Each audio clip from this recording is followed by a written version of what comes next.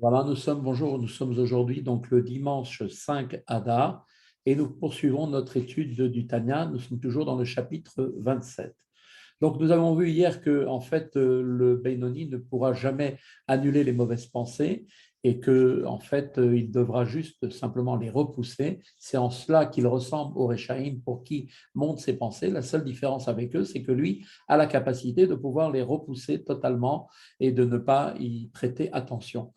Donc maintenant, il s'agit effectivement d'un travail qui sera toujours chez lui durant toute sa vie. Le Benoni sera toujours assailli de mauvaises pensées, mais il ne doit jamais comment dire, s'en attrister, car il a la capacité de pouvoir repousser ses pensées, paroles et actions, et donc de ce fait, il aura à ce moment-là la qualité donc, de ce qu'on appelle être un Benoni.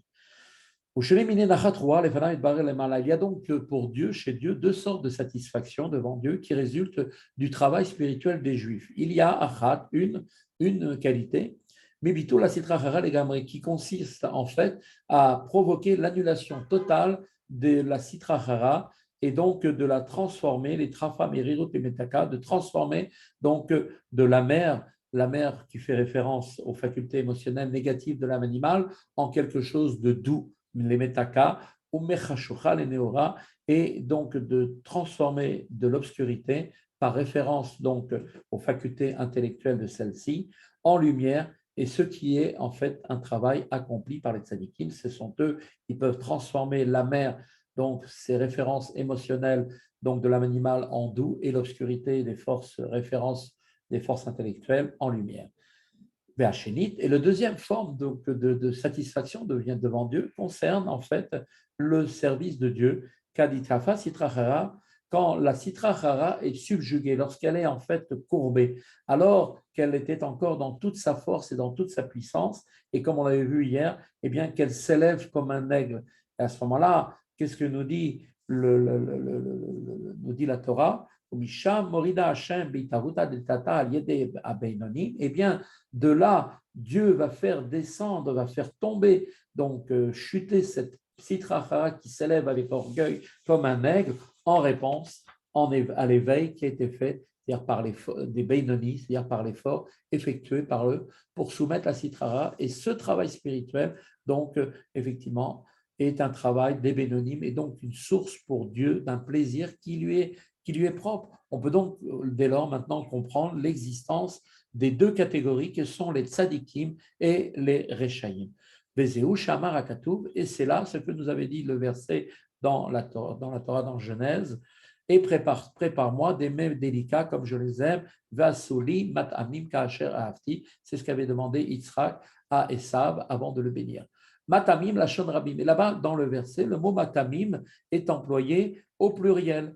Donc, cela veut dire un pluriel, le minimum du pluriel, c'est deux sortes de mets qui en fait sont deux sortes de satisfaction divine. Ou Mahamar Ashrina, Lebanea, Beklalut Israël, qui dit Flerish, Betikonim. Et ce verset-là, en fait, dit par Yitzhak à son fils Esav, eh bien, est en fait la parole que la Shekhinah adresse à tous ses enfants, la communauté d'Israël, comme cela est expliqué dans le Zohar, selon lesquels Dieu demande par là au Bnei Israël de lui être agréable par leur service.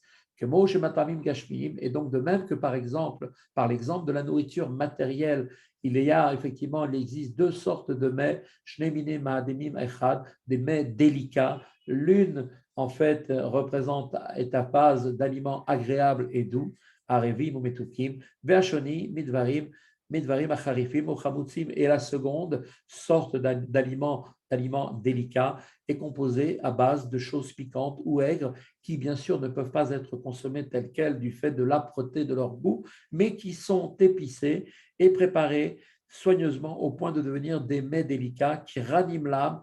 De même, il existe effectivement, de même qu'il existe ces deux catégories spirituelles, l'un sont à base d'éléments agréables et doux, ce qui correspondra à l'aliment fait par les tzadikim à Dieu, qui ne se heurtent pas à la citrara, dont la tâche consiste pour eux uniquement à intensifier le rayonnement de la sainteté divine ici-bas, et les seconds sont préparés, ces seconds plats agréables à Dieu, par les Beinonim, qui eux sont en contact des choses amères, telle la lutte contre le mal présent en eux et les mauvaises pensées qu'ils suscitent en eux. Vezeu Shamarakato, et c'est là ce que nous dit le verset dans le proverbe, c'est marqué tout ce que Dieu a fait, qui parle Hachem le Mahanato, tout ce qu'il a fait, il a fait par égard à lui-même, que ce soit Vegam Racha Yom Raha, même le rachat pour le jour du mal. Comment dire au premier abord que le rachat a été créé par égard pour Dieu? Comment dire une chose pareille? Pirouche, l'explication. Eh bien, cela fait référence en fait au rachat et veut dire que on parle du moment où il va revenir de son mal, c'est-à-dire qu'il va se repentir, va faire teshuva. Et à ce moment-là, il va transformer le mal qui est le sien en jour, en lumière là-haut. Et donc, quand le rachat fait teshuva et que la sitra chara est donc soumise ici-bas et que la gloire de Dieu est élevée en haut, à ce moment-là, cela amène un plaisir pour Dieu. Tel est donc le sens de l'expression. Même le rachat, pour le jour du mal, l'objet du rachat est précisément de changer le mal en jour. On a vu maintenant jusqu'à présent expliqué que le combat mené contre les mauvaises pensées par lesquelles le mauvais penchant tente à chaque fois de conduire celui qui va éprouver ses pensées à vouloir l'amener à fauter, eh bien, à chaque fois qu'on va repousser ces mauvaises pensées, bien, va provoquer la soumission de la Sitra Achara et va éveiller un immense plaisir en haut. Ce combat peut également s'exercer aussi sur un autre terrain, comme nous l'avons expliqué au chapitre 26, que tout acte autorisé, accompli ou toute parole prononcée à une fin, une autre fin que le service de Dieu, relève de la Sitra Achara. Cette dernière se définit en effet comme étant l'autre côté, c'est-à-dire le côté qui n'est pas celui de la sainteté, limité à ce qui est orienté vers Dieu, par exemple, un repas pris dans l'intention d'acquérir des forces nécessaires pour le service de Dieu ou pour le plaisir du Shabbat, qui est un commandement de la Torah. Le fait donc de s'abstenir d'un acte ou de propos autorisés en eux-mêmes, mais qui ne seraient pas habités par cette sainte intention, cette kavana de vouloir servir Dieu en vue de soumettre la citrara, eh bien, suscite chez Dieu la même satisfaction, car en définitive, l'action est faite pour faire ce que le juif doit faire dans son service de Dieu, lui donner les forces quand il mange, lui tirer de cette nourriture les forces nécessaires pour pouvoir les utiliser dans Torah Mitzvah. Voilà, c'est ici que se termine le cours d'aujourd'hui du Tanya. Je vous souhaite une bonne journée et je vous dis à demain.